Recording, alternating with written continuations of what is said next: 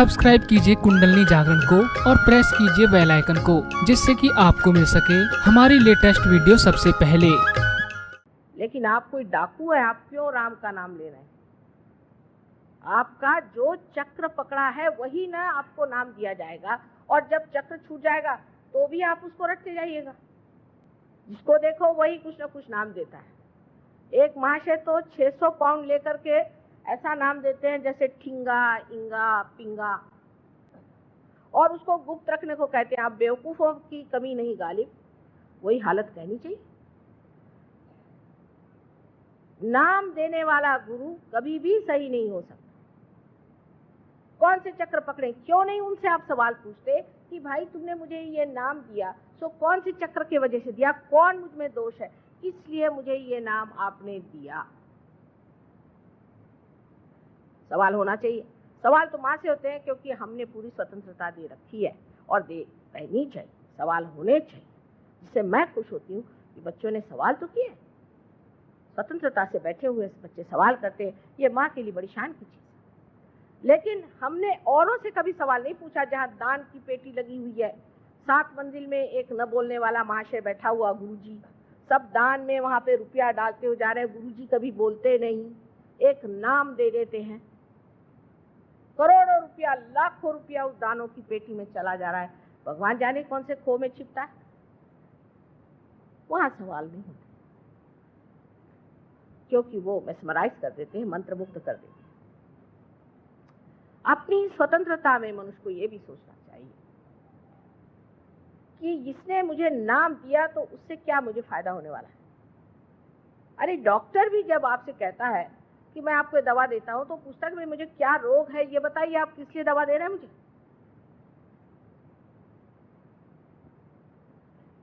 और अपने देश में नाम देने वाले गुरु इतने फैल गए हैं कि अब कोई भी आदमी जेल से भी छूटे और वो काशाय वस्त्र पहन के घूम के घर आकर यहाँ 12 खंबा रोड पे बैठ जाए और नाम देने लग जाए, तो मैं आपसे कहती हूँ कि सब लोग वहां दौड़ते चले जाएंगे यहाँ से। पहली चीज जान लेना चाहिए कि नाम देना व्यर्थ की चीज है। आज मैं भक्ति की बात कर रही हूं। अब ये हुआ कि 2 गुरु हम रख सकते हैं, कि 4 गुरु रख सकते हैं, कि 10 गुरु रख सकते हैं। बाबा कोई गुरु मत रखो। कलयुग में सदगुरु मिलना मुश्किल। मैं कहती हूँ आप ही अपने गुरु हो जाओ। हो गए, महान गुरु हो गए, उन्होंने आपका गुरु का स्थान बना लिया है, और उसी गुरु के स्थान पे आप अधिष्ठित हो जाओ, उसी पे विराजो, और आप ही गुरु बन के अपना भी और दूसरों का भी संचालन करो, उनका गाइडेंस करो। किसी को गुरु बनाने की जरूरत नहीं। इस माथे को किसी के सामने झुकाने की जरूरत नहीं। ये माथा जो है, यहाँ 11 रुद्र के 11 बड़े जबरदस्त विध्वंसकारी चक्र है। इसको आप जिसके उसके सामने झुकाते फिरते हो। मंदिरों में गए, वहां कोई पंडित जी बैठा हुआ है, बिल्कुल बेकार चोर आदमी, उसके सामने जाकर सर झुका दिया। पंडित जी बैठे हैं, पंडित जी पंडित जी पंडित जी आए, उन्होंने आपके माथे में कुमकुम लगा दिया। उसका पता हुआ, बाहर आते आते चक्कर आके गिर गए। हनुमान जी ने पता नहीं क्या कर दिया हमको माँ, कि हम मंदिर में गए थे, उस दिन से आज बीमार हो गए।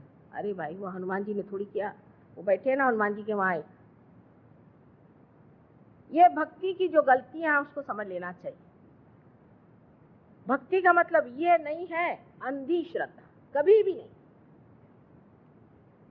श्रद्धा भी आपको आत्म साक्षात्कार के ही बाद आनी चाहिए। मैं आपसे बार बार कहती हूँ कि मेरे पैर मत छूओ। क्यों छूते हो मेरे पैर?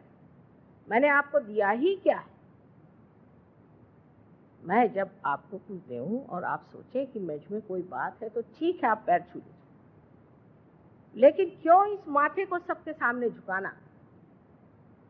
गुरु नानक साहब ने कितना सुंदर काम किया कि जितने आत्म साक्षात्कारी गुरु थे उनकी ही किताबें लेकर के और ग्रंथ साहब बनाया। और झुकना है तो ग्रंथ साहब के सामने झुकिए। माने आप चैतन्य के आगे झुक रहे हैं, ये कहा था। मोहम्मद साहब ने भी यही कहा कि किसी के सामने मत झुको। आज सवेरे बहुत से बीमार लोग आए थे, उनमें से 99% लोग गुरुओं के चक्कर में बीमार थे। किसी को कैंसर, किसी को हार्ट ट्रबल, किसी के पैरालिसिस, किसी के कुछ। सारी बीमारियां इन गुरुओं से पाई हुई है। अच्छा है साहब, पैसा देकर के आप बीमारी खरीद रहे हैं? ये कोई भक्ति हुई? भक्ति में एक चीज जिसको मराठी में डोळस भक्ति कहते हैं, आंख खोल के भक्ति करना चाहिए। ये देखना चाहिए कि इनके पास गया हुआ आदमी जो है उसका क्या हाल है, ये दे क्या रहा है, ये परम दे रहा है या कुछ कहीं की विभूति आ गई, कहीं का डायमंड आ गया। आपके ड्राइवर नौकरों को नहीं मिलेगा डायमंड। अगर आपके पास 25 डायमंड हो गए तो 1 डायमंड मिलेगा और बाकी सब गायब।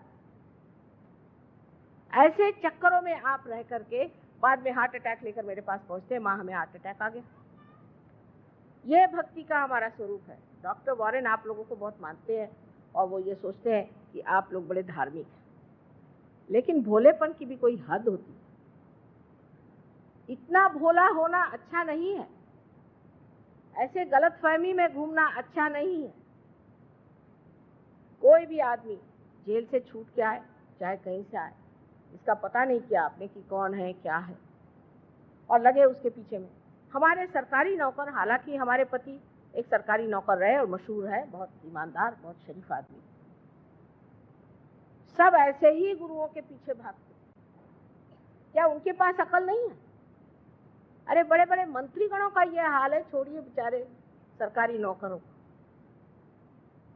उनके सबके पास क्या अकल नहीं है कि उसकी कुंठित हो गई अकल? वो सोच नहीं सकते कि ये आदमी है, ये पैसे की बातें करता है, ये डायमंड्स की बातें करता है, ये कहता है चल लाओ इतना पैसा निकालो। क्या हम लोगों को ये सोचना नहीं चाहिए कि अगर एक सरकारी नौकर के लिए इतना ईमानदार होना जरूरी है, तो उस परमात्मा की जिसने चाकरी की है उसको कितना ईमानदार होना चाहिए? और डंके की चोट पर सबके सामने वो लोग कहते हुए भी आप हम तो भाई वारी वारी जावा चले उनके ऊपर रुपया उड़ाने की। हमारे यहाँ औरतें उससे भी बदतर इस मामले में है आदमियों से, इसीलिए आदमी औरतों को भी नहीं मानते। कोई गुरु बाबा जी आके बैठ गए, वो प्राइवेटली में जरूर औरतों से बात करें। प्राइवेट क्या होता है परमात्मा के मामले? क्या परमात्मा प्राइवेट है?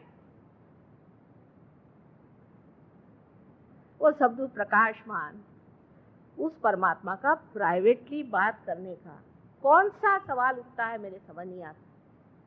और हर तरह की चीजें आपने सुनी होंगी, अपने मंदिरों में होती है, जो जो बातें सुनी है तो ऐसा लगता है कि हे प्रभु तुम्हारे नाम पर कितना अधर्म मेरे देश में हो रहा है। और बाहर जब जाते हैं तो लोग बताते हैं हाँ हाँ हाँ रहने दीजिए, आपके यहाँ मंदिरों में आजकल गांजा बिकती है? हाँ, महालक्ष्मी के मंदिर में बंबई में गांजा बिकते हैं। पुलिस से कहो तो कहता नहीं भाई हमारा कोई मतलब नहीं। वो कहते हैं कि आपके मंदिरों में जो हाल है आप जाके अंदर देखिए क्या हाल है। लेकिन हम लोग इस ओर नजर नहीं करते। हम लोग सोचते नहीं कि परमात्मा शुद्ध है, पवित्र है, शुभकारी है। ऐसे अशुभ चीजों के तरफ जब हम अपनी नजर घुमाएंगे तो हमारा भी अशुभ होने वाला है। हमारा क्या शुभ होगा? तो सबसे पहले भक्ति में ये जानना चाहिए कि आंख खोल करके भक्ति करें। श्री ज्ञानेश्वर जी ने ध्यान पर बहुत कुछ लिखा, लेकिन हमारे महाराष्ट्र में लोग हाथ में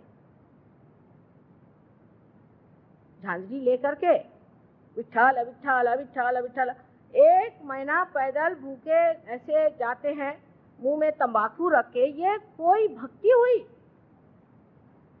और नहीं तो वो ऑक्सफोर्ड स्ट्रीट में बाजार से बोधी खरीद के लगाते हैं और ढीली ढाली धोती पहन के वहां हरे रामा हरे रामा हरे रामा, वो सारी धोती भी गिरती जाती। उनसे बात करें तो भी हरे रामा हरे रामा हरे रामा। क्या हो? ये भक्ति नहीं है। ये विडंबना है, ये परमात्मा की विडंबना है। इस विडंबना से आप बच गए।